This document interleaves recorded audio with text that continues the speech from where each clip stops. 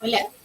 Hoy les quiero hablar específicamente sobre una carta que siempre nos da mucho para pensar, que es la carta del sumo sacerdote invertido, que en sí es una carta súper positiva. Cuando pensamos en el sumo sacerdote siempre pensamos en alguien que nos guía, que nos orienta, puede ser un maestro, un profesor, el especialista en alguna materia, por ejemplo, un médico, un abogado, alguien que es muy conocedor de su oficio y de su herramienta, ¿cierto? Como el paradigma desde el cual él ejerce su oficio, pero que cuando está mal aspectado, vale decir invertido, ¿cierto? Nos vamos a encontrar con que es una carta que hace un mal uso de su poder, ese poder que nosotros le damos, porque el poder del sumo sacerdote consiste en que nosotros lo miramos hacia arriba, como que siempre vamos a ver en la imagen una persona que está como con sus acólitos como más abajo.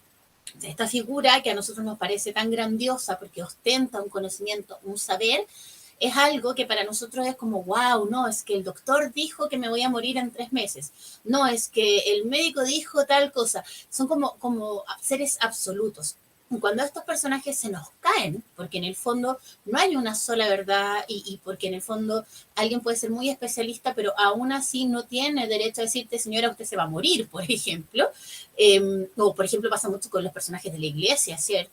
Como cuando se destapan ciertos escándalos, malas prácticas, uno dice, oh, chuta, acá había una persona que tenía un conocimiento, porque el conocimiento lo tiene, no es que no lo tenga, lo tiene una impronta, tiene una forma de hablar, tiene una forma de mostrarse, pero de esa forma se hace como atractivo para todas las personas que quieren guía, que quieren consejo, y aquí viene la clave importante, y esas personas son como sus seguidores, sus fans, sus acólitos, podría ser incluso el líder de una secta, por ejemplo, personas sumamente carismáticas que tienen una forma de mostrarse en público, porque es muy público el personaje del sumo sacerdote, está como casi que haciendo misa y como revelando los misterios del espíritu, una cosa así.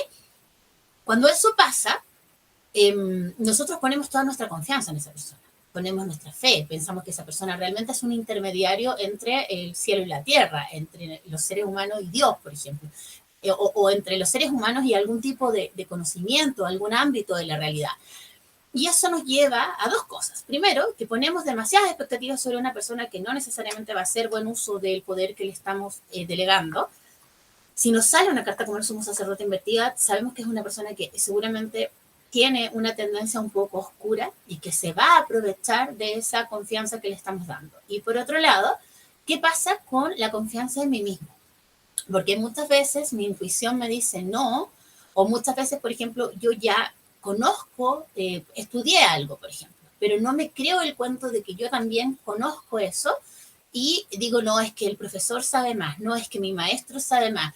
Y me sigo poniendo a mí en un lugar muy pequeño, muy menor, muy como desvalorizado, y sigo mirando hacia arriba estas figuras de poder y autoridad que, claro, por muy carismáticas que sean, en el fondo soy yo quien les da su poder. Ahora, algo también importante de la carta del sumo sacerdote es que todos pasamos por fases que son de aprendizaje. Ya porque alguien te dice, no, yo no creo en los maestros. Yo sí creo que hay que pasar por esa etapa, pero es una etapa por la que hay que pasar, no nos podemos quedar ahí. Y el fin último de un buen maestro es permitirnos desarrollar nuestra propia maestría, o sea, un maestro que te tiene ahí todo el rato quieto, sin permitirte desarrollar tus talentos, sin que tú seas la mejor versión de tú misma.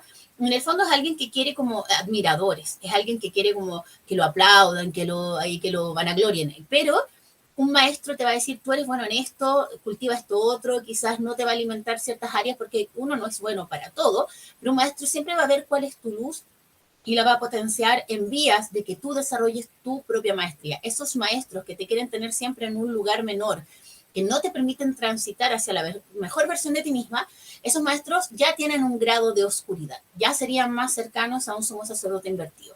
Otra clave del sumo sacerdote invertido, lo vamos a hablar en otro video, es cómo se relaciona con las sacerdotisas, porque fíjense que no es uno u otro, en el tarot están ambos personajes, la sabiduría femenina y el conocimiento masculino. Entonces, cuando un sumo sacerdote trata de invalidar la sabiduría femenina y decir, no, estas son tonteras, estas son cosas de vieja, en el fondo lo que está haciendo es querer pararse por encima de una sabiduría que está inspirada en la naturaleza, que es antigua, que tiene sentido, que tiene una raíz. Y cuando una persona para poder validar su trabajo necesita descalificar el de otro, significa que su trabajo quizás no es tan bueno o no está tan consolidado como uno puede pensar. Así que, varias claves que nos da esta carta. Primero, si soy capaz de escuchar mi propia voz y mi intuición, porque ese conocimiento interior, créanme que pesa mucho más incluso que cualquier cosa que esté en los libros. Segundo, si tengo esta necesidad de endiosar a ciertos personajes, maestros, médicos, abogados, políticos, sacerdotes, ¿cierto? ¿Por qué? Porque eso me da la seguridad de que hay alguien más grande que sabe más que yo. Ya. ¿Me quiero relacionar de esa manera? Por ejemplo, a mí me pasa mucho que a veces las personas, el otro día me pasaba con un amigo y me decía no me lo decía las cartas, me lo decían como, esta persona quiere ser en tu vida un sumo sacerdote. Y la pregunta es, ¿yo quiero un sumo sacerdote en mi vida? Yo quiero a alguien que me esté guiando, que me esté dando cátedra, que me esté diciendo lo que es mejor para mí. No lo sé. Quizás desde mi lugar como sacerdotisa lo puedo ver como un igual. Pero la dinámica del sumo sacerdote, y ahí está la clave, es jerárquica. Cuando hay un sumo sacerdote en nuestra vida, siempre nos va a ver más pequeñitos, porque estamos en fase de aprendizaje. Entonces, claro, hay áreas en mi vida en las que yo perfectamente me puedo reconocer como aprendiz. Acuérdense que los aprendices se ligan más a la figura de las sotas, ya que son nuevitos en su elemento. Yo me puedo reconocer como aprendiz, pero mis maestros los elijo yo. O sea, yo digo, de esta persona quiero aprender, si esta persona me acepta como aprendiz, porque también tiene que haber ahí como un mutuo reconocimiento. Siempre se dice que el maestro no llega cuando uno lo quiere, el maestro llega cuando el discípulo está listo. Pero también, una vez que pasamos por esa etapa, fíjense que el sumo sacerdote es el 5, tenemos todavía muchos niveles que recorrer, no nos podemos quedar ahí solo como diciendo, oh, el maestro es tan iluminado, es tan brillante. Me acordé de una amiga que hace tiempo atrás me hablaba que ella no se había dado cuenta, pero había formado sin querer, queriendo, parte de una secta, te estoy hablando como en los 90, y el líder de esta secta, que no se reconocía como una secta, era un espacio de estudio, de armonía, de no sé qué, se hacía llamar el infinito. Y yo le decía, pero eso no te hizo pensar que estabas metida en una secta. Y me decía, no, porque éramos súper hippies, como que en el fondo, claro, había una necesidad como de cultivar la espiritualidad, pero claro, este tipo era súper carismático, al final usaba su lugar como para tener sexo con todas las mujeres de este espacio, que al final eran más mujeres que hombres, entonces, claro, no quería a alguien que le hiciera sombra, y yo le decía, ¿en serio eso no te hizo sospechar? Como el sexo grupal y el nombre, el infinito. Entonces, claro, desde entonces nos reímos mucho con eso, con que yo soy el infinito. Y claro, alguien que se autodenomina o que usa su poder o su sexualidad, ojo, porque también, como acá hay una figura en la que tú depositas confianza, esa persona también conoce tus miedos, tus inseguridades, tus problemas de autoestima y te puede decir, no, es que yo te voy a ayudar a curar tus trancas o te voy a ayudar a curar tus traumas. Y va a ser un mal uso de su poder, de su carisma. Incluso, como les digo, a través de la sexualidad, también puede haber una toma de poder a través de la sexualidad, a través del engaño, a través de la tergiversación, a través de un mal uso de la confianza que depositamos. Por eso la clave, siempre que estemos en un proceso de aprendizaje, es desarrollar nuestra propia maestría. Todos podemos ser maestros en alguna área. Fíjense que la clave, y por eso es tan bonito cómo mezclamos paradigmas, ¿no? La numerología, en este caso el 5, con el quinto chakra, donde se ancla mi propia voz, donde si yo me escucho soy infinitamente sabia, puedo desarrollar mi propia voz, mi propia verdad, puedo tender puentes. Fíjense que una de las palabras que se usa para nombrar esta carta es el nombre de pontifex. Cuando uno dice como el papa, por ejemplo, el sumo pontífice es el constructor de puentes, el que une este mundo terrenal con el mundo divino, donde está Dios. Ese puente lo puedo desarrollar en mí misma, puedo buscar a alguien que me apoye, a veces puedo tener un terapeuta, un guía, pero siempre y cuando yo sepa que al final de ese puente voy a tener que hacerme cargo de mí misma y no voy a tener que siempre estar poniendo responsabilidad en el otro. Ahora, desde mi vereda como maestra de tarot, les voy a decir algo que hay que siempre recalcar.